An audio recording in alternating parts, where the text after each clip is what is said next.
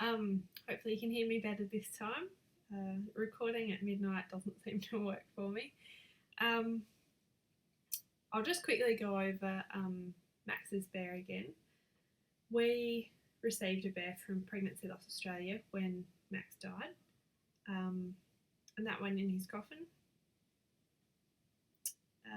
I've got mixed emotions about it because I wish we still had it because it just meant so much to me. But I'm also glad he's got it because it was bear for him.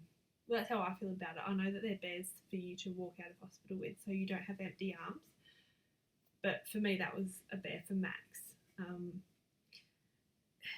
Because having a baby, even though he was stillborn, it was still nice to receive presents for him. And so that's how we saw the bear, that it was a celebration that we had had a baby, not, I'm so sorry, here's a bear because you don't have a baby anymore. So it was nice to receive still. What we did keep was this bear, and this is the bear we bought the day I found out I was pregnant with Max. Max was our second child, so we wanted to get something special for him. We were so excited to be having another baby because it took us 3 years to have our first child. I've got polycystic ovarian syndrome, so it took a long time to have Jack, who's our first son. And so when I found out I was pregnant with Max, it was just so exciting. So this is Max's bear, and this bear has copped its fair share of tears and cuddles and so much of my grief. So this bear lives next to my bed.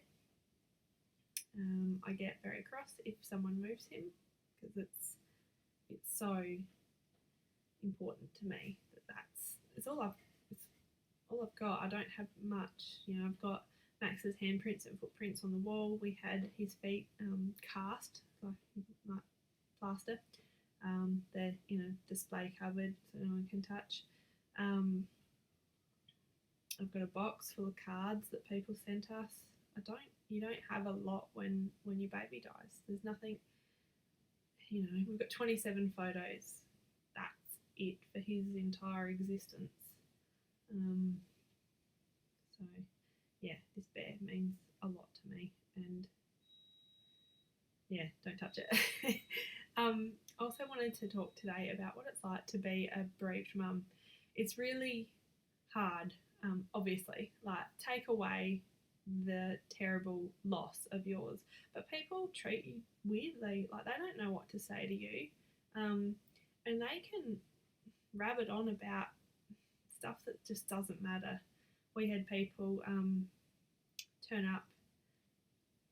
We'd just gotten home from hospital. It was the night we'd gotten home, first night back, and we had a couple of very close friends come around and be there for us. And then we had just an acquaintance drop in because he saw that there was cars at our house. And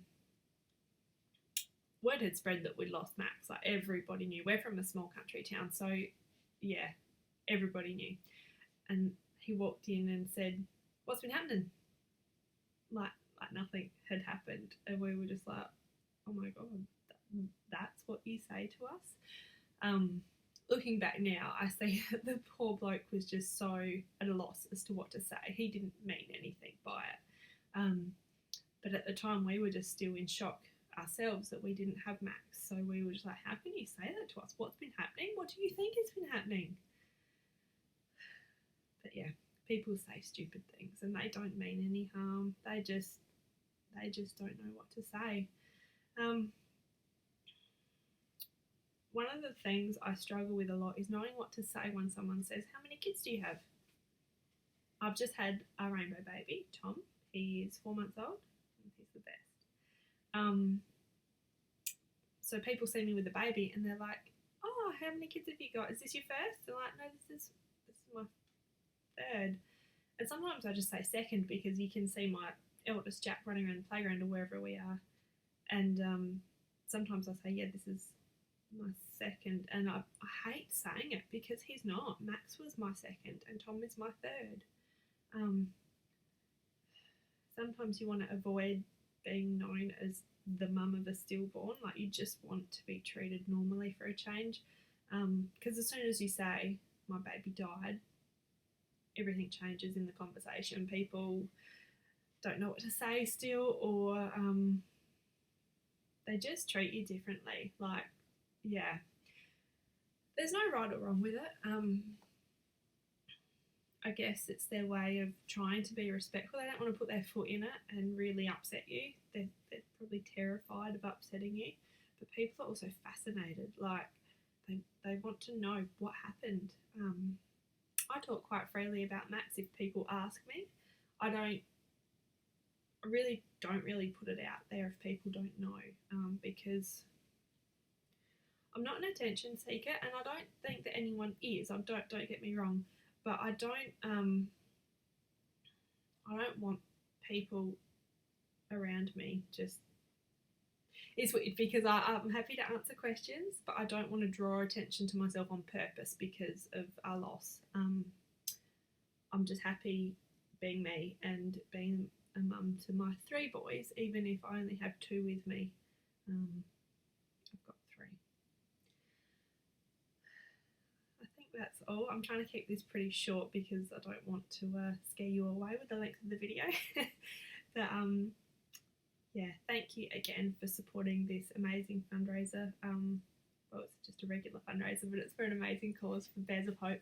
I hope to do many more of these, maybe one a year or something like that, because it really is an outstanding charity, and they do some incredible work for people that really need it.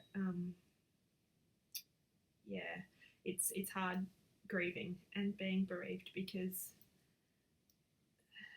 there's not much anyone can do for you. It's one of those things you have to write out, but at the same time it does help to talk to people that have experienced it themselves,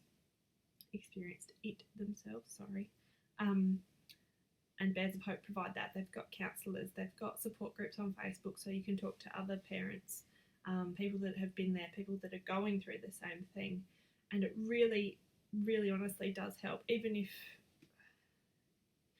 no one can change that your baby's gone, but people can help you walk through this dark time in your life and hopefully find some sunshine eventually. Yeah. Alright, thanks again, and I'll probably make another video later if I'm brave enough. Bye!